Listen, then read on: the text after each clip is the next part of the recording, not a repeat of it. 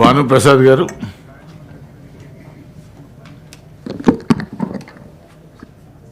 అధ్యక్ష,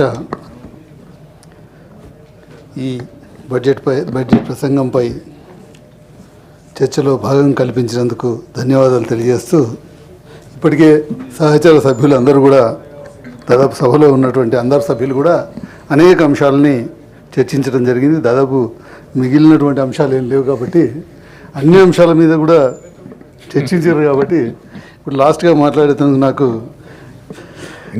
ఏ సబ్జెక్ట్ను టచ్ చేయాలనేటువంటి ఎత్తుకోవాల్సినటువంటి పరిస్థితి ఉంది. కాబట్టి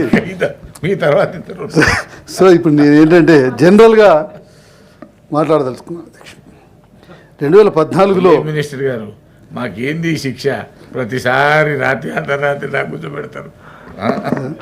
2014లో తెలంగాణ ప్రజలు ఒక ఉద్యమాన్ని గుర్తించి ఆనాడు కేంద్రంలో ఉన్నటువంటి కాంగ్రెస్ ప్రభుత్వం తెలంగాణ రాష్ట్రాన్ని ఏర్పాటు చేసిన తర్వాత సోనియా గాంధీ గారు తెలంగాణ రాష్ట్రంలో ఆనాడు ప్రజలు ఆ ఉద్యమాన్ని నడిపినటువంటి కేసీఆర్ గారి పైన నమ్మకంతో, విశ్వాసంతో కేసీఆర్ గారికి అధికారాన్ని ఇచ్చారు. అధ్యక్ష, అధికారాన్ని ఇచ్చిన తర్వాత కేసీఆర్ గారు ఖచ్చితంగా ఆ రోజు ఒక రాష్ట్ర విభజన జరిగిన తర్వాత ఆ రాష్ట్రంలో ఉన్నటువంటి వనరులు ఏంటివి, ఆ రాష్ట్రంలో యొక్క ఆదాయం ఎంత, ఆ రాష్ట్రం ఖర్చు ఎంత అనేటువంటిది ఒక అవగాహన ఉన్నటువంటి పరిస్థితి కాదు. అది ఈనాడు గత బడ్జెట్ ఉంది చూసుకోవచ్చు, గత బడ్జెట్ను బట్టి ఫాలో అయ్యేటువంటి పరిస్థితి ఉంటుంది. కానీ ఆనాడు ఆ రాష్ట్రానికి ఈ రాష్ట్రంలో ఆదాయం ఎంత, ఈ రాష్ట్రంలో ఇది అనేటువంటి ఒక పూర్తి స్థాయిలో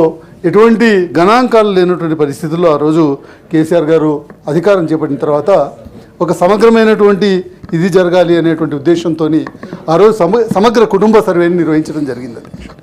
ఆ సమగ్ర కుటుంబ సర్వే నిర్వహించిన తర్వాత 2014 నుంచి 2018 వరకు ఖచ్చితంగా అంటే ఈ ఒక వ్యాపార రంగం నుంచి వచ్చినటువంటి వ్యక్తిగా నేను రాష్ట్ర ప్రభుత్వం ఖర్చు పెట్టేటువంటి విధానం కానివ్వండి, రాష్ట్ర ప్రభుత్వం ప్రజల పట్ల ఆలోచించేటువంటి విధానం పట్ల స్టడీ చేసినటువంటి సందర్భంలో అనేక సందర్భాల్లో కేసీఆర్ గారితో వారు జరిపేటువంటి చర్చల్లో కూడా పాల్గొన్నటువంటి వ్యక్తిగా చెప్తున్నాను. అధ్యక్ష, ఖచ్చితంగా 2014 నుంచి 2018 వరకు ఈ రాష్ట్రాన్ని ఒక కొత్త డైరెక్షన్లో తీసుకెళ్ళాలి, ఈ రాష్ట్రాన్ని అభివృద్ధి పదంలో తీసుకెళ్ళాలి అనేటువంటి ఒక దృక్పథంతో ఒక ఉద్యమ నాయకులైనటువంటి కేసీఆర్ గారు చాలా నిర్దిష్టమైనటువంటి లక్ష్యాలతో ముందుకు తీసుకుపోయేటువంటి ప్రయత్నం చేశారు. అందులో ఎటువంటి సందేహం లేదు. అధ్యక్ష, ఆ క్రమంలో అనేకమైన మైన్యూట్ ప్లానింగ్ దగ్గర నుంచి మైక్రో లెవెల్లో ప్లానింగ్ చేసుకుంటూ ఒక్కొక్క అంశాన్ని స్పృశించుకుంటూ పోయినటువంటి పరిస్థితి ఉంది. అయితే 2018లో ఆ పాలనలో అందించినటువంటి ఆనాడు వచ్చినటువంటి ఫలాలని ప్రజలు చూసినారు కాబట్టి, ఆ ఏ వైపుగా ప్రభుత్వం అడుగులు వేస్తుందో చూసినారు కాబట్టి మరొకసారి 2018లో కూడా ఈ తెలంగాణలో ఉన్నటువంటి ప్రజలందరూ కూడా మళ్ళీ ఒకసారి కేసీఆర్ గారికి అధికారం ఇచ్చారు. అధ్యక్ష, అయితే అక్కడే బీజం పడింది. అది 2018లో అధికారంలోకి వచ్చినటువంటి రెండోసారి అధికారంలోకి వచ్చినటువంటి టీఆర్ఎస్ పార్టీ ప్రభుత్వం అక్కడి నుంచి 2018-19 వరకు కూడా కొద్దిగా పట్టాల మీదనే పోయింది. అధ్యక్ష, ఇక 19-20 వచ్చేటప్పటికి మాత్రమే పట్టాలు తప్పింది. అధ్యక్ష, 19-20 నుంచి మాత్రం అది రాష్ట్ర ఆర్థిక పరిస్థితి ఏదైతే ఉందో అది కొద్దిగా పట్టాలు తప్పడం మొదలైంది. అధ్యక్ష, ఆ కోవిడ్ కాదు, కోవిడ్ వేరు, విధానపరమైనటువంటి నిర్ణయాలు వేరు. రాష్ట్ర ప్రభుత్వం తీసుకునేటువంటి నిర్ణయాల పరంగా విధానపరమైనటువంటి నిర్ణయాలు ఏవైతే ఉన్నాయో కొద్దిగా గాడి తప్పింది. అధ్యక్ష, ఆ గాడి తప్పేటువంటి క్రమంలో అప్పటి నుంచే కొద్దిగా ఈ రాష్ట్ర ఆర్థిక పరిస్థితి ఏదైతుందో కొద్దిగా డిటరేట్ అవటం, అంటే ఆదాయం తగ్గడం, ఖర్చు పెరగడం అనేటువంటిది అక్కడి నుంచి ప్రారంభమైంది. అప్పటి వరకు చాలా అంటే కేసీఆర్ గారు చాలా మైక్రో లెవెల్ ప్లానింగ్తో ముందుకు పోయినటువంటి పరిస్థితి నేను చూసినాను.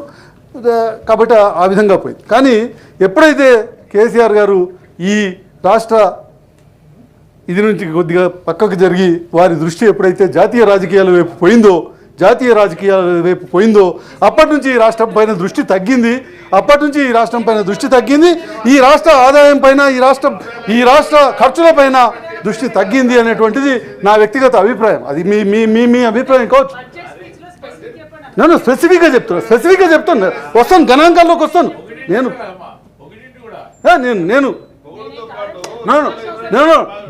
గణాంకాల్లోకి వస్తాను, కానీ ఫస్ట్ అయితే నేను బ్రీఫ్ చేస్తున్నాను మొదలైతే, గణాంకాల్లోకి వచ్చినప్పుడు గణాంకాలు కూడా చెప్తాను.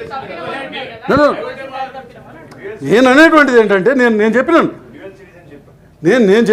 నేను ఎప్పుడైతే అనేక సందర్భాల్లో చాలా మైక్రో లెవెల్గా కూడా, అంటే ఈ రాష్ట్రంలో మాంస ఉత్పత్తి చాలా తక్కువగా ఉంది, ఈ రాష్ట్రంలో మాంస ఉత్పత్తిని పెంచాల్సినటువంటి అవసరం ఉంది, ఈ రాష్ట్రానికి పక్క రాష్ట్రాల నుంచి మాంస ఉత్పత్తులు వస్తున్నాయి, ఈ రాష్ట్రంలో మాంసం ఉత్పత్తి లేదు, పక్క రాష్ట్రం నుంచి వస్తుంది, ఈ రాష్ట్రంలో ఎట్లయినా పెంచాలనేటువంటి ఒక దృక్పథం కూడా కావచ్చు, లేకపోతే ఈ రాష్ట్రంలో మత్స్య సంపద లేదు, మత్స్య సంపద పెంచాలనేటువంటి దృక్పథం కావచ్చు, అనేకమైనటువంటి అంశాలపైన మైక్రో లెవెల్కి ఆలోచించి వాటన్నిటిపైన దృష్టి పెట్టి పనిచేసిండ్రు అధ్యక్ష. కానీ ఎప్పుడైతే కొద్దిగా గాడి తప్పిందో ఆనాడు కేవలం మనకు ప్రజలకి కొన్ని డంప్ చేయడం ద్వారా మాత్రమే మనకు ఓట్లు వస్తాయి అనేటువంటి ఆలోచన విధానానికి పోయినరో, మనం ఇచ్చేటువంటి పథకం ఏ పథకమైనా కానివ్వండి, అది ప్రజలకు ఎంతవరకు చేరువవుతున్నది, ఎంతవరకు చేరుతుంది, అది ఈ ప్రభుత్వమైనా ఆ ప్రభుత్వమైనా ఇంకో ప్రభుత్వమైనా ఏ ప్రభుత్వమైనా కూడా ఆలోచన చేసుకోవాల్సినటువంటి అవసరం ఉంది అధ్యక్ష.